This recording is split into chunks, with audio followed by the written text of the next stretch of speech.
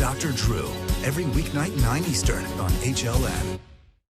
All right, we had so much response to John Walsh that we wanted to do a little web extra here. And not only did you all respond to John, but my production staff did and actually had some questions for him. So I brought in Damu, and he is very having a reaction to all this. You're having a lot of feelings about it. I am. And I have a 2-year-old son. And Dr. Drew tells me all the time, never let your eyes off of your boy. And I just wanted to ask you, what advice do you have for a parent? Because, you know, my wife and I, every now and then we'll be at the Grove or something like that, and she'll let our son run, and I tell her, you can't really do that. So I just want to get some advice from you on how to deal with these sort of situations.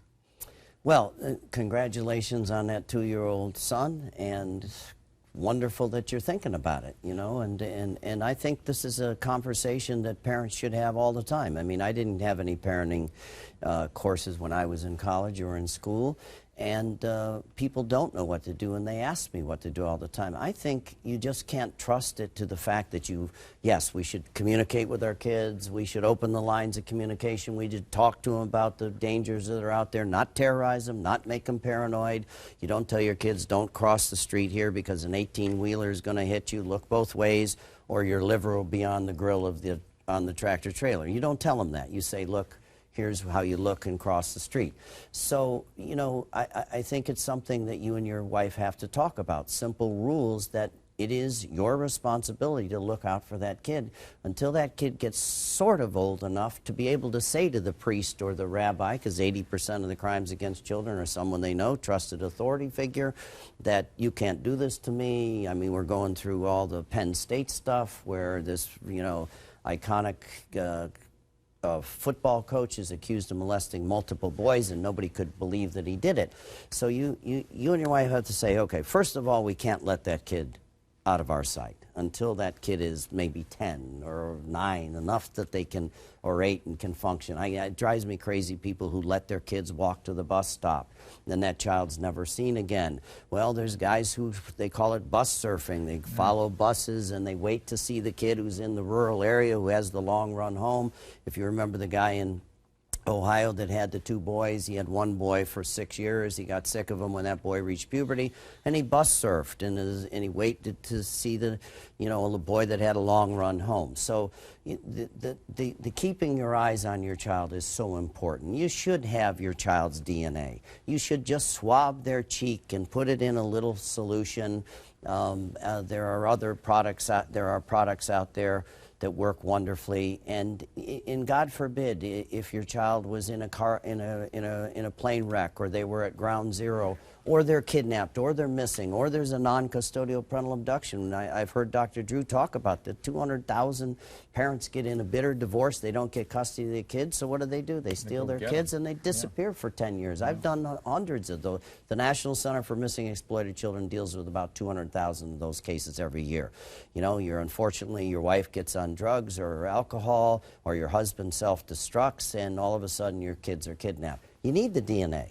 God forbid anything happened to them, but you need that DNA to prove that it's your child. If the remains are found 27 years later or 30 years later, you need to close that case. But open the lines of communication with the kids. When they're little like this, talk to your wife about being diligent, and never, ever, ever use a male babysitter. This is nothing against men, cousins, boyfriends, whatever the situation is. You are taking the greatest treasure of your life, and you're going on Craigslist to find a babysitter. You're talking to your friend over here who's got the bizarre cousin that you're going to let in the house, or they're going to have 10 friends come over and have a party and do something crazy to your child. You're thrilled with this child, aren't you? This is your greatest treasure. So if your wife's going to go to the mall some night, or you're going to go out on a romantic dinner, you're going to vet that babysitter like you would vet your accountant, or you would vet the doctor you're going to, or the psychiatrist you were going to. You'd get the best, and you'd find somebody, and you'd set the rules. Here's our phone number. I'm going to call the house a couple times. You're going to stay here. Nobody over to visit. You're going to tell us that everything's okay, and you're going to feel comfortable during that wonderful dinner.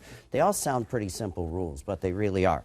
And as the children get older, I'm involved with this company. I don't really endorse stuff, and it's a wonderful company called Great Call, and they have this 5-star first responder. And it's a simple device that you can give to your 8-year-old son, your 9-year-old daughter, to your wife. I mean, women say to me all the time, I work late, I work for Dr. Drew's show, I go home, I go in that parking lot at midnight, what do?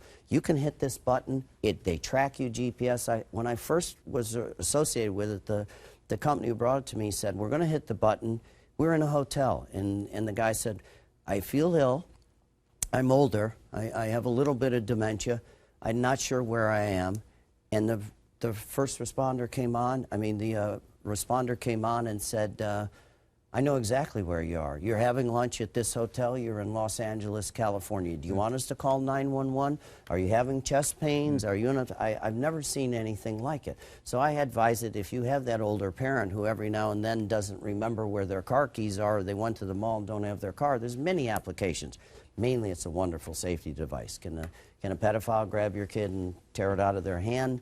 But if they get nervous, they can hit the button and talk to somebody and say, I'm at the bus stop. Mom's not here. I'm really scared.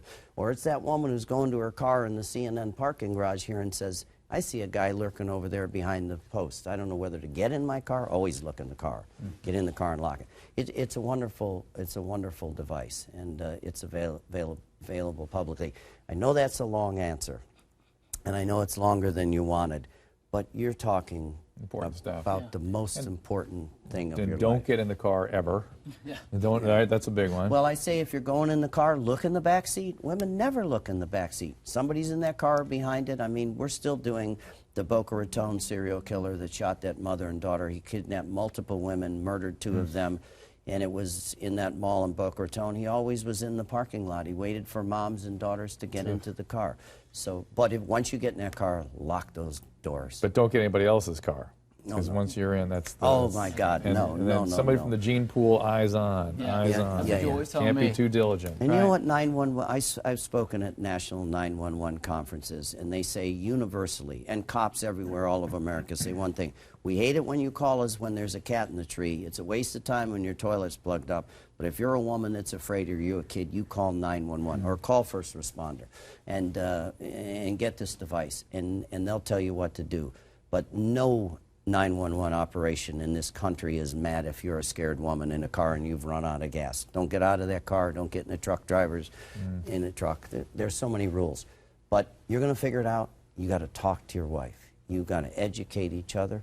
The National Center for Missing and Exploited Children has a wonderful toll-free hotline. They have free materials. We'll post them. We'll link to your website. Right. And all the parents that are watching this and saying, I don't know what the heck to do, can get the information from you guys. Good. You're going to be you're a great dad. Yeah.